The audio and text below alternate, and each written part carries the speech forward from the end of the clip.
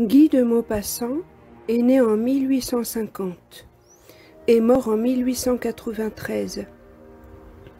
Le voici à l'âge de 18 ans. En 1887, il écrit le roman Pierre et Jean.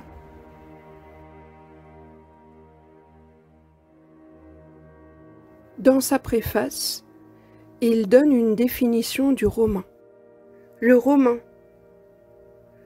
Je n'ai point l'intention de plaider ici pour le petit roman qui suit.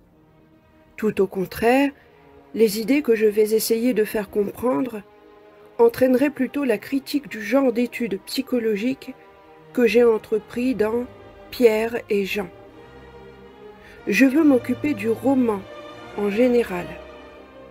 Je ne suis pas le seul à qui le même reproche soit adressé par les mêmes critiques chaque fois que paraît un livre nouveau. Au milieu de phrases élogieuses, je trouve régulièrement celle-ci sous les mêmes plumes. Le plus grand défaut de cette œuvre, c'est qu'elle n'est pas un roman à proprement parler. On pourrait répondre par le même argument. Le plus grand défaut de l'écrivain qui me fait l'honneur de me juger, c'est qu'il n'est pas un critique. Quels sont en effet les caractères essentiels du critique? Il faut que, sans parti pris, sans opinion préconçue, sans idée d'école, sans attache avec aucune famille d'artistes, il comprenne, distingue et explique toutes les tendances les plus opposées, les tempéraments les plus contraires, et admettre les recherches d'art les plus diverses. Or, le critique qui, après Manon Lescaut, Paul et Virginie, Don Quichotte, les liaisons dangereuses, Werther, les affinités électives, Clarisse Harlowe, Émile, Candide, 5 Mars, René, les Trois Mousquetaires, Mauprat, le Père Goriot, la Cousine Bette, Colomba, le Rouge et le Noir, Mademoiselle de Maupin, Notre-Dame de Paris, Salammbô, Madame Bovary, Adolphe, Monsieur de Camors, l'Assommoir, Sappho, etc. Ose encore écrire « Ceci est un roman et cela n'en est pas un » me paraît doué d'une perspicacité qui ressemble fort à de l'incompétence. Généralement, ce critique entend par roman une aventure plus ou moins vraisemblable, arrangée à la façon d'une pièce de théâtre en 3 actes, dont le premier contient l'exposition, le second l'action et le troisième le dénouement. Cette manière de composer est absolument admissible à la condition qu'on accepterait également toutes les autres. Existe-t-il des règles pour faire un roman en dehors desquelles une histoire écrite devrait porter un autre nom? Si Don Quichotte est un roman, Le Rouge et le Noir en est-il un autre? Si Monte Cristo est un roman, L'Assommoir en est-il un? Peut-on établir une comparaison entre les affinités électives de Goethe, les Trois Mousquetaires de Dumas, Madame Bovary de Flaubert, Monsieur de Camors de Feuillet et Germinal de Zola? Laquelle de ces œuvres est un roman? Quelles sont ces fameuses règles? D'où viennent-elles? Qui les a établies? En vertu de quel principe? De quelle autorité? Et de quel raisonnement? Il semble cependant que ces critiques savent d'une façon certaine, indubitable, ce qui constitue un roman et ce qui le distingue d'un autre qui n'en est pas un. Cela signifie tout simplement que, sans être des producteurs, ils sont enrégimentés dans une école et qu'ils rejettent, à la façon des romanciers eux-mêmes, toutes les œuvres conçues et exécutées en dehors de leur esthétique.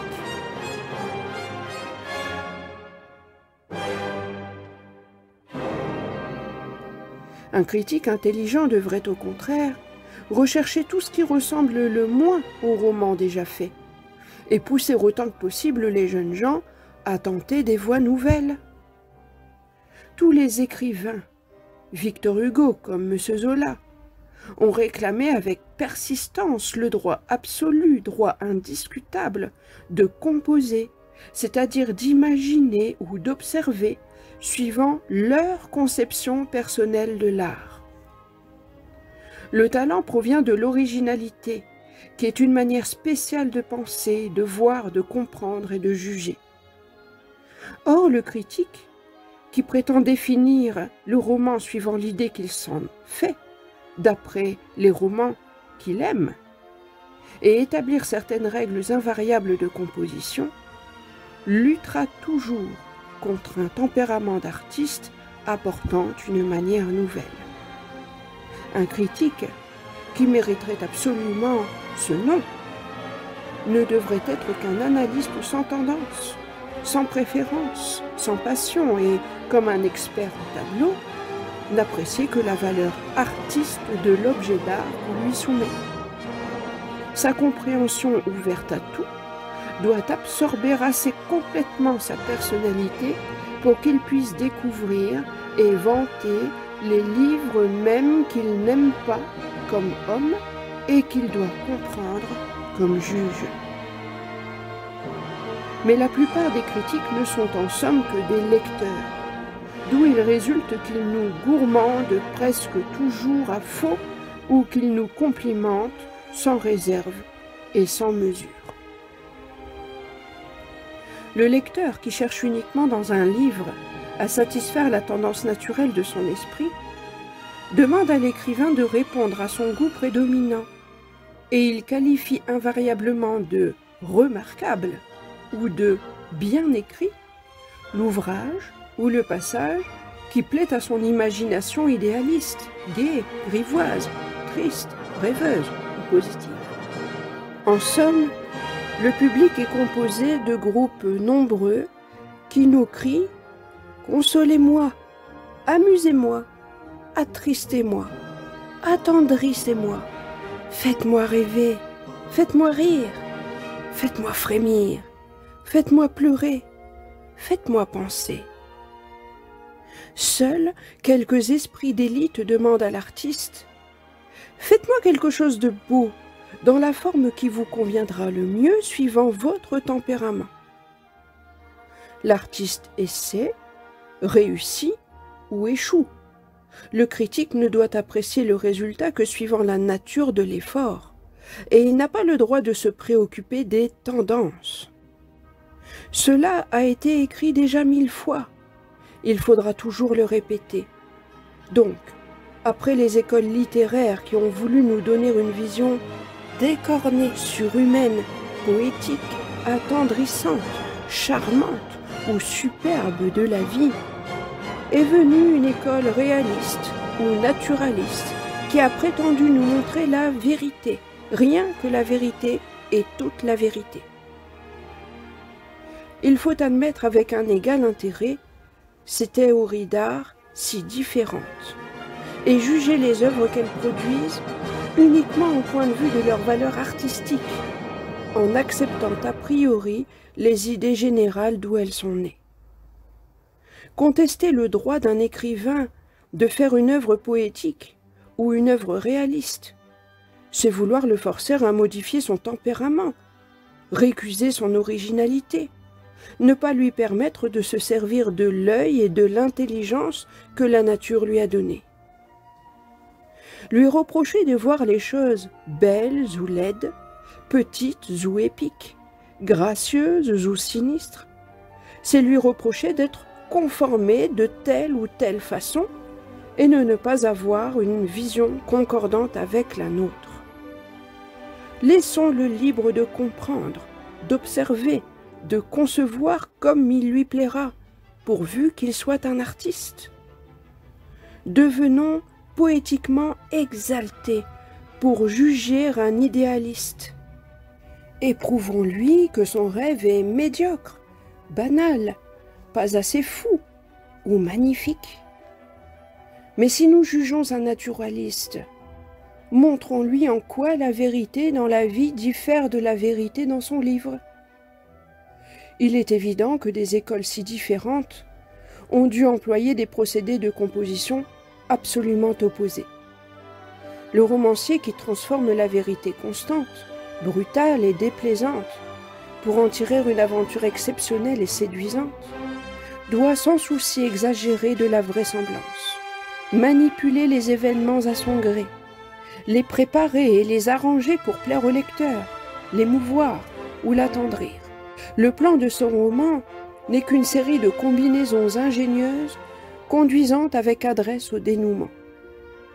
Les incidents sont disposés et gradués vers le point culminant et l'effet de la fin, qui est un événement capital et décisif, satisfaisant toutes les curiosités éveillées au début, mettant une barrière à l'intérêt et terminant si complètement l'histoire racontée qu'on ne désire plus savoir ce que deviendront le lendemain les personnages les plus attachants.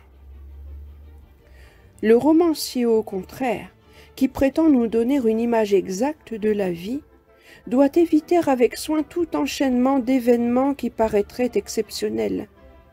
Son but n'est point de nous raconter une histoire, de nous amuser ou de nous attendrir, mais de nous forcer à penser, à comprendre le sens profond et caché des événements. À force d'avoir vu et médité, il regarde l'univers, les choses, les faits et les hommes d'une certaine façon qui lui est propre et qui résulte de l'ensemble de ses observations réfléchies. C'est une vision personnelle du monde qu'il cherche à nous communiquer en la reproduisant dans un livre. Pour nous émouvoir, comme il l'a été lui-même par le spectacle de la vie, il doit la reproduire devant nos yeux avec une scrupuleuse ressemblance. Il devra donc composer son œuvre d'une manière si adroite, si dissimulée et d'apparence si simple, qu'il soit impossible d'en apercevoir et d'en indiquer le plan, de découvrir ses intentions.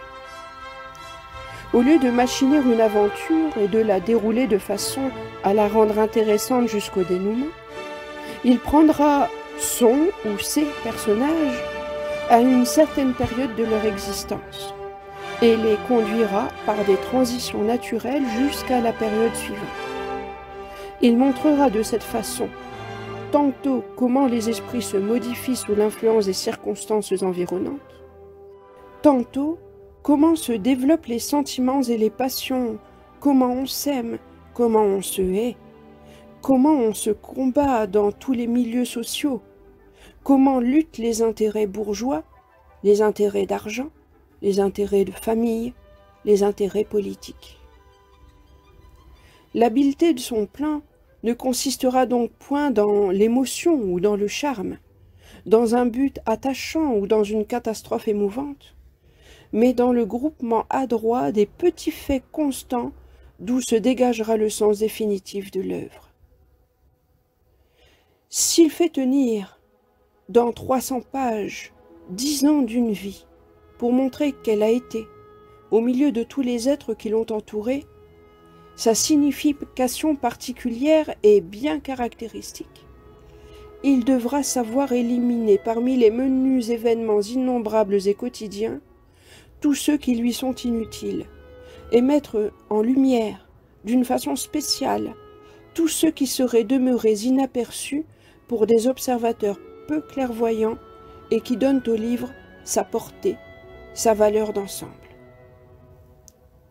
On comprend qu'une semblable manière de composer, si différente de l'ancien procédé visible à tous les yeux, déroute souvent les critiques, et qu'ils ne découvrent pas tous les fils si minces, si secrets, presque invisibles, employés par certains artistes modernes à la place de la ficelle unique qui avait nom l'intrigue. En somme, si le romancier d'hier choisissait et racontait les crises de la vie, les états aigus de l'âme et du cœur, le romancier d'aujourd'hui écrit l'histoire du cœur, de l'âme et de l'intelligence à l'état normal. Pour produire l'effet qu'il poursuit, c'est-à-dire l'émotion de la simple réalité, et pour dégager l'enseignement artistique qu'il en veut tirer, c'est-à-dire la révélation de ce qu'est véritablement l'homme contemporain devant ses yeux, il devra n'employer que des faits d'une vérité irrécusable et constante. Mais en se plaçant en point de vue même de ces artistes réalistes, on doit discuter et contester leurs théories qui semblent pouvoir être résumées par ces mots « rien que la vérité et toute la vérité ». Leur intention étant de dégager la philosophie de certains faits constants et courants, ils devront souvent corriger les événements au profit de la vraisemblance et au détriment de la vérité, car le vrai peut quelquefois n'être pas vraisemblable. Le réaliste, s'il est un artiste, cherchera non pas à nous montrer la photographie banale de la vie, mais à nous en donner la vision plus complète, plus saisissante, plus probante que la réalité même. Raconter tout serait impossible, car il faudrait alors un volume au moins par journée pour énumérer les multitudes d'incidents insignifiants qui emplissent notre existence. Un choix s'impose donc, ce qui est d'une première atteinte à la théorie de toute la vérité. La vie, en outre, est composée des choses les plus différentes, les plus imprévues, les plus contraires, les plus disparates. Elle est brutale, sans suite, sans chaîne, pleine de catastrophes inexplicables, illogiques et contradictoires qui doivent être classées au chapitre « Faits divers ». Voilà pourquoi l'artiste, ayant choisi son thème, ne prendra dans cette vie encombrée de hasards et de futilités que les détails caractéristiques utiles à son sujet, et il rejettera tout le reste, tout l'à côté. Un exemple entre mille.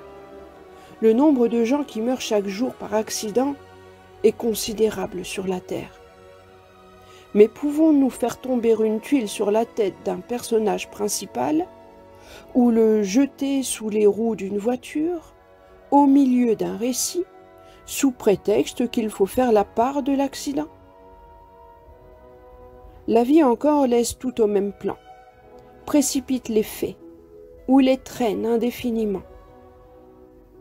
L'art, au contraire, consiste à user de précautions et de préparation, à ménager des transitions savantes et dissimulées, à mettre en pleine lumière, par la seule adresse de la composition, les événements essentiels, et à donner à tous les autres le degré de relief qui leur convient, suivant leur importance, pour produire la sensation profonde de la vérité spéciale qu'on veut montrer. Faire vrai consiste donc à donner l'illusion complète du vrai, suivant la logique ordinaire des faits, et non à les transcrire servilement dans le pêle-mêle de leur succession. J'en conclus que les réalistes de talent devraient s'appeler plutôt les illusionnistes.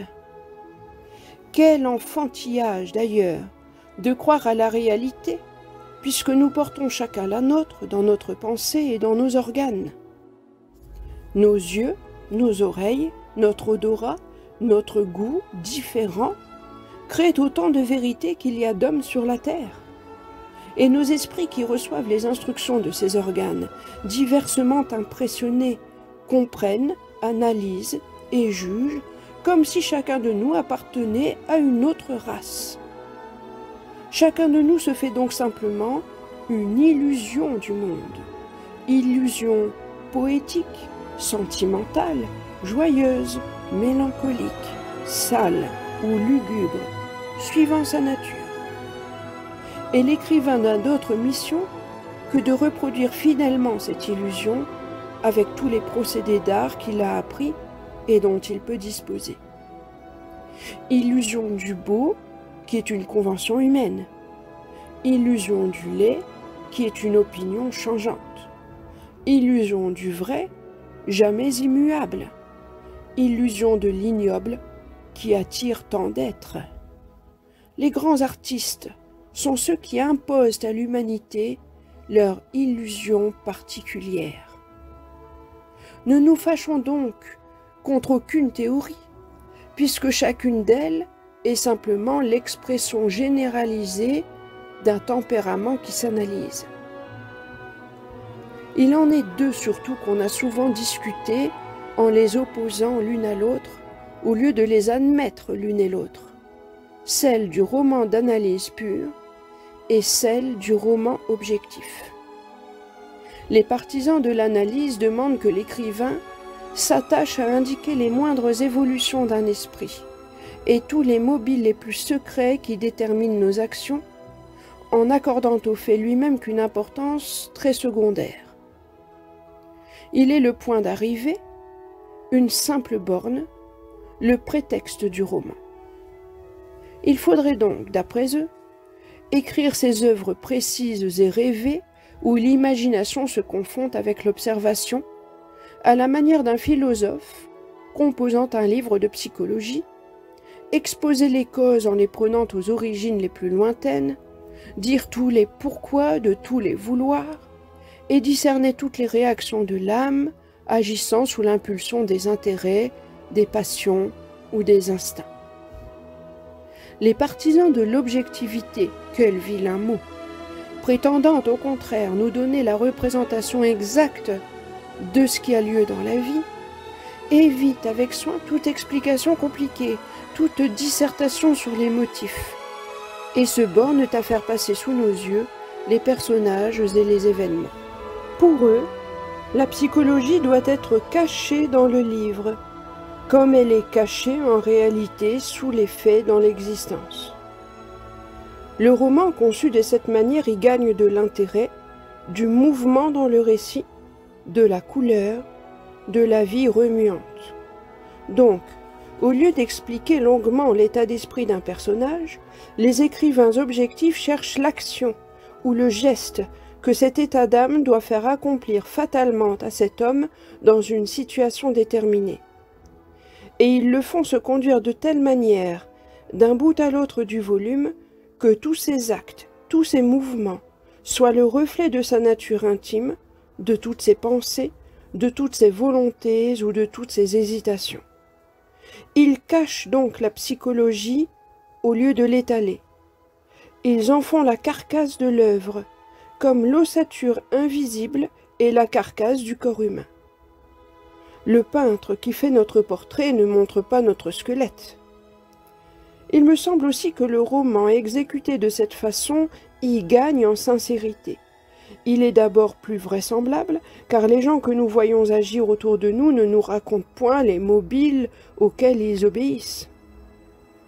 Il faut ensuite tenir compte de ce que, si, à force d'observer les hommes, nous pouvons déterminer leur nature assez exactement pour prévoir leur manière d'être dans presque toutes les circonstances, si nous pouvons dire avec précision « tel homme de tel tempérament dans tel cas fera ceci », il ne s'ensuit point que nous puissions déterminer une à une toutes les secrètes évolutions de sa pensée qui n'est pas la nôtre, toutes les mystérieuses sollicitations de ses instincts qui ne sont pas pareils aux nôtres, toutes les incitations confuses de sa nature dont les organes, les nerfs, le sang, la chair sont différents des nôtres. Quel que soit le génie d'un homme faible, doux, sans passion, aimant uniquement la science et le travail, jamais il ne pourra se transporter assez complètement dans l'âme ou dans le corps d'un gaillard exubérant, sensuel, violent, soulevé par tous les désirs et même par tous les vices, pour comprendre et indiquer les impulsions et les sensations les plus intimes de cet être si différent, alors même qu'il peut fort bien prévoir et raconter tous les actes de sa vie. En somme, celui qui fait de la psychologie pure ne peut que se substituer à tous ces personnages dans les différentes situations où il les place, car il lui est impossible de changer ses organes, qui sont les seuls intermédiaires entre vie extérieure et nous, qui nous imposent leur perception, déterminent notre sensibilité, créent en nous une âme essentiellement différente de toutes celles qui nous entourent. Notre vision, notre connaissance du monde, acquise par le secours de nos sens, nos idées sur la vie, nous ne pouvons que les transporter en partie dans tous les personnages dont nous prétendons dévoiler l'être intime et inconnu. C'est donc toujours nous que nous montrons, dans le corps d'un roi, d'un assassin, d'un voleur ou d'un honnête homme, d'une courtisane, d'une religieuse, d'une jeune fille ou d'une marchande aux halles, car nous sommes obligés de nous poser ainsi le problème. Si j'étais roi, assassin, voleur, courtisane, religieuse, jeune fille ou marchande aux halles, qu'est-ce que je ferais? Qu'est-ce que je penserais? Et comment est-ce que j'agirais? Nous ne diversifions donc nos personnages qu'en changeant l'âge, le sexe, la situation sociale et toutes les circonstances de la vie de notre moi que la nature a entouré d'une barrière d'organes infranchissables. L'adresse consiste à ne pas laisser reconnaître ce moi par le lecteur sous tous les masques divers qui nous servent à le cacher. Mais si, au seul point de vue de la complète exactitude, la pure analyse psychologique est contestable, elle peut cependant nous donner des œuvres d'art aussi belles que toutes les autres méthodes de travail. Voici aujourd'hui les symbolistes. Pourquoi pas? Leur rêve d'artiste est respectable. Et ils ont cela de particulièrement intéressant qu'ils savent et qu'ils proclament l'extrême difficulté de l'art. Il faut être en effet bien fou, bien audacieux, bien outrecuidant ou bien sot pour écrire encore aujourd'hui. Après tant de maîtres aux natures si variées, aux génies si multiples, que reste-t-il à faire qui n'ait été fait? Que reste-t-il à dire qui n'ait été dit? Qui peut se vanter parmi nous d'avoir écrit une page, une phrase qui ne se trouve déjà à peu près pareille quelque part? Quand nous lisons, nous, si saturés d'écriture française que notre corps entier nous donne l'impression d'être une pâte faite avec des mots, trouvons-nous jamais une ligne, une pensée qui ne nous soit familière, dont nous n'ayons eu au moins le confus pressentiment? L'homme, qui cherche seulement à amuser son public par des moyens déjà connus, écrit avec confiance, dans la candeur de sa médiocrité, des œuvres destinées à la foule ignorante et désœuvrée. Mais ceux sur qui pèsent tous les siècles de la littérature passée, ceux que rien ne satisfait, que tout dégoûte parce qu'ils rêvent mieux, à qui tout semble défloré déjà, à qui leur œuvre donne toujours l'impression d'un travail inutile et commun, en arrivent à juger l'art littéraire une chose insaisissable, mystérieuse, que nous dévoilent à peine quelques pages des plus grands maîtres. 20 vers, 20 phrases, lues tout à coup, nous font tressaillir jusqu'au cœur comme une révélation surprenante. Mais les vers suivants ressemblent à tous les vers. La prose qui coule ensuite ressemble à toutes les proses. Les hommes de génie n'ont point sans doute ces angoisses et ces tourments, parce qu'ils portent en eux une force créatrice irrésistible. Ils ne se jugent pas eux-mêmes. Les autres, nous autres, qui sommes simplement des travailleurs conscients et tenaces, nous ne pouvons lutter contre l'invincible découragement que par la continuité de l'effort. Deux hommes, par leurs enseignements simples et lumineux, m'ont donné cette force de toujours tenter. Louis Bouilhet et Gustave Flaubert. Si je parle ici d'eux et de moi, c'est que leurs conseils, résumés en peu de lignes, seront peut-être utiles à quelques jeunes gens moins confiants en eux-mêmes qu'on ne l'est d'ordinaire quand on débute dans les lettres. Bouilhet, que je connus le premier D'une façon un peu intime, 2 ans environ avant de gagner l'amitié de Flaubert, à force de me répéter que 100 vers, peut-être moins, suffisent à la réputation d'un artiste, s'ils sont irréprochables et s'ils contiennent l'essence du talent et de l'originalité d'un homme, même de second ordre, me fit comprendre que le travail continuel et la connaissance profonde du métier peuvent, un jour de lucidité, de puissance et d'entraînement, par la rencontre heureuse d'un sujet concordant bien avec toutes les tendances de notre esprit, amener cette éclosion de l'œuvre courte, unique et aussi parfaite que nous la pouvons produire. Je compris ensuite que les écrivains les plus connus n'ont presque jamais laissé plus d'un volume et qu'il faut, avant tout, avoir cette chance de trouver et de discerner, au milieu de la multitude des matières qui se présentent à notre choix, celle qui absorbera toutes nos facultés, toute notre valeur, toute notre puissance artiste. Plus tard, Flaubert, que je voyais quelquefois, se prit d'affection pour moi. J'osai lui soumettre quelques essais. Il les lut avec bonté et me répondit « Je ne sais pas si vous aurez du talent. Ce que vous m'avez apporté prouve une certaine intelligence. Mais n'oubliez point ceci, jeune homme, que le talent, suivant le mot de Buffon, n'est qu'une longue patience. Travaillez. »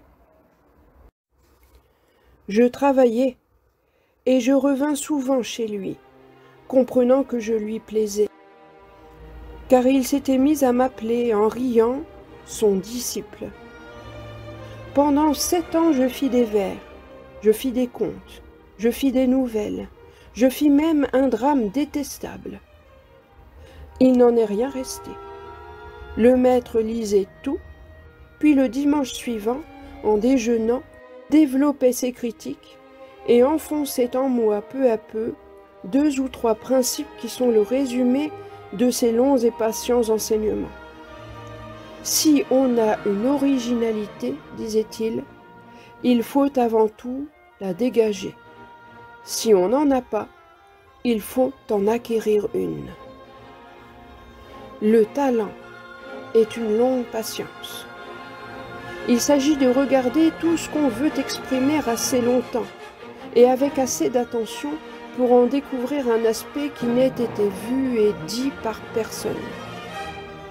Il y a dans tout de l'inexploré, parce que nous sommes habitués à ne nous servir de nos yeux qu'avec le souvenir de ce qu'on a pensé avant nous sur ce que nous contemplons. La moindre chose contient un peu d'inconnu. Trouvons-le. Pour décrire un feu qui flambe et un arbre dans une plaine, demeurons en face de ce feu et de cet arbre, jusqu'à ce qu'il ne ressemble plus, pour nous, à aucun autre arbre et à aucun autre feu. C'est de cette façon qu'on devient original.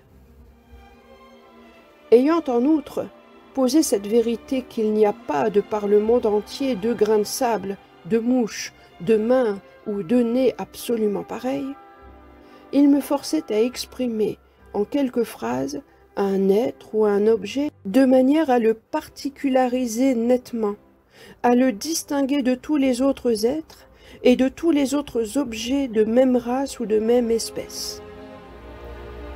Quand vous passez, me disait-il, devant un épicier assis sur sa porte, devant un concierge qui fume sa pipe, devant une station de fiacre, montrez-moi cet épicier et ce concierge, leur pose, toute leur apparence physique contenant aussi, indiquée par l'adresse de l'image, toute leur nature morale, de façon à ce que je ne les confonde avec aucun autre épicier ou avec aucun autre concierge. Et faites-moi voir, par un seul mot, en quoi un cheval de fiacre ne ressemble pas aux 50 autres qui le suivent et le précèdent. J'ai développé ailleurs ces idées sur le style. Elles ont de grands rapports avec la théorie de l'observation que je viens d'exposer. Quelle que soit la chose qu'on veut dire, il n'y a qu'un mot pour l'exprimer, qu'un verbe pour l'animer et qu'un adjectif pour la qualifier. Il faut donc chercher jusqu'à ce qu'on les ait découverts, ce mot, ce verbe et cet adjectif, et ne jamais se contenter de l'à peu près, ne jamais avoir recours à des supercheries, même heureuses, à des clowneries de langage pour éviter la difficulté. On peut traduire et indiquer les choses les plus subtiles en appliquant ce vers de Boileau. D'un mot mis en sa place, enseigna le pouvoir. Il n'est point besoin du vocabulaire bizarre, compliqué, nombreux et chinois qu'on nous impose aujourd'hui sous le nom d'écriture artiste pour fixer toutes les nuances de la pensée. Mais il faut discerner avec une extrême lucidité toutes les modifications de la valeur d'un mot suivant la place qu'il occupe. Ayons moins de noms, de verbes et d'adjectifs au sens presque insaisissable, mais plus de phrases différentes, diversement construites, ingénieusement coupées, pleines de sonorités et de rythmes savants. Efforçons-nous d'être des stylistes excellents plutôt que des collectionneurs de termes rares.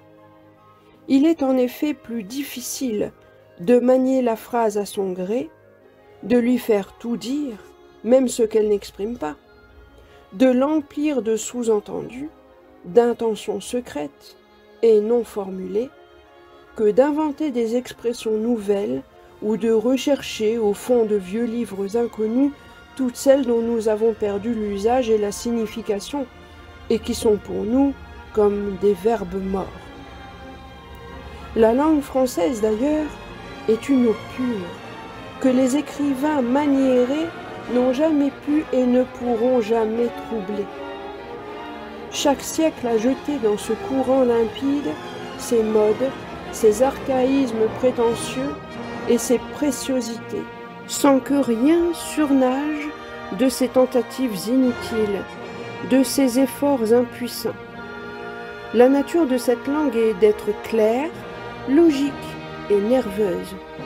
Elle ne se laisse pas affaiblir, obscurcir ou corrompre. Ceux qui font aujourd'hui des images sans prendre garde aux termes abstraits, ceux qui font tomber la grêle ou la pluie sur la propreté des vitres, peuvent aussi jeter des pierres à la simplicité de leurs confrères. Elles frapperont peut-être les confrères qui ont un corps, mais n'atteindront jamais la simplicité qui n'en a pas.